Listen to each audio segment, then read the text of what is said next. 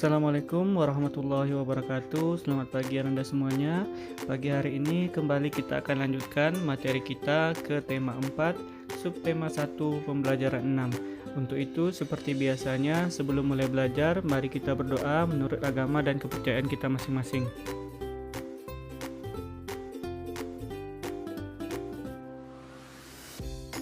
Tujuan pembelajaran yang akan kita capai adalah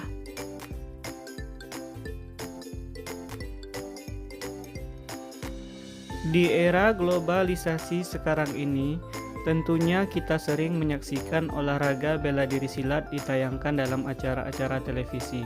Namun, terkadang listrik di rumah tiba-tiba mati, atau yang biasa kita kenal dengan mati lampu.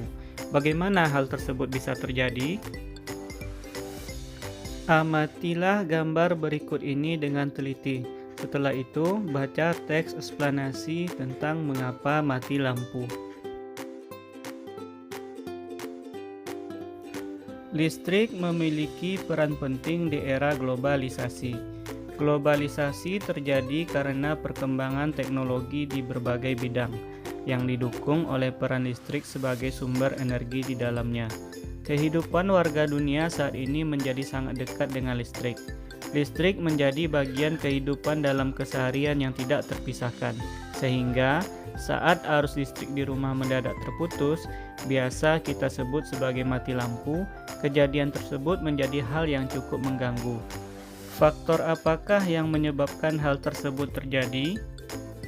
Perusahaan Listrik Negara atau PLN sebagai perusahaan negara yang mengurus bidang kelistrikan sesungguhnya juga tidak menyukai kejadian mati lampu, apalagi padam dalam waktu yang cukup lama. Karena hal tersebut akan sangat mengganggu berjalannya proses pembangkit, transmisi, distribusi energi listrik. Faktor-faktor penyebab mati lampu antara lain adalah ketidaksiapan pembangkit, gangguan transmisi atau gangguan distribusi. Faktor yang berpengaruh bisa dari luar dan dari dalam. Faktor luar yaitu gangguan alam seperti petir, pohon, dan hewan yang menyentuh jaringan atau galian yang menyebabkan kabel tanah rusak. Sedangkan faktor dalam terjadi pada gangguan komponen dan peralatan yang terpasang pada jaringan.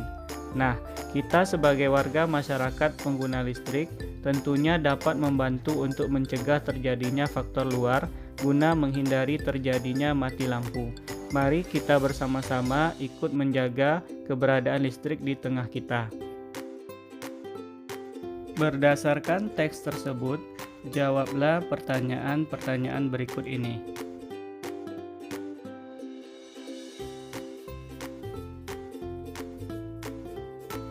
Baca kembali teks mengapa mati lampu. Kemudian, tuliskan informasi penting dalam bentuk gambar berseri berikut ini. Kamu dapat membuat ilustrasi gambar sesuai dengan isi informasi pada setiap halamannya. Anak-anak hebat, di era globalisasi ini, tentu saja kita perlu memiliki sikap percaya diri. Meskipun kita tidak memiliki beragam benda elektronik, kita tetap harus percaya diri. Simaklah kisah berikut ini. Lani adalah siswa kelas 5 SD Nusantara. Ia dikenal sebagai anak yang pintar dan rajin membaca. Ia juga rajin sekolah dan selalu menyelesaikan tugas sekolah tepat waktu. Nilai-nilai ulangannya selalu berada di atas rata-rata nilai teman-teman di kelas. Selain itu, ia juga sangat ramah, ceria, dan suka membantu teman-teman yang mengalami kesulitan saat mengerjakan tugas sekolah. Hingga pada suatu hari, Lani sedang memakan bekal sekolahnya di kantin sekolah. Benny datang mendekatinya. Lani, kuemu tampak enak. Sini aku mau kuemu.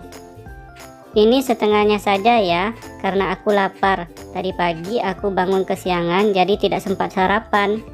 Sini bagi, pokoknya kau harus berikan kuemu. Lihat tuh, baju seragammu sangat kumal, sepatumu juga sobek. Berikan kuemu. Lani tertegun mendengar perkataan Benny.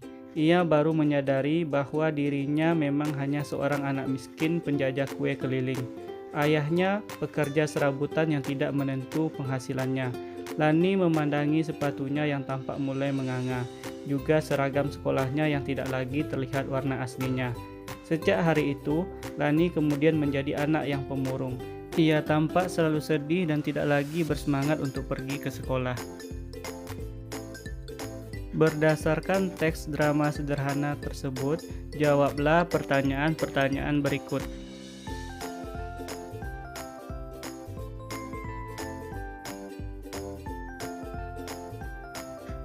Kita diciptakan Tuhan Yang Maha Esa dengan segala kelebihan dan kekurangannya, dan dengan bakat serta potensi yang berbeda-beda.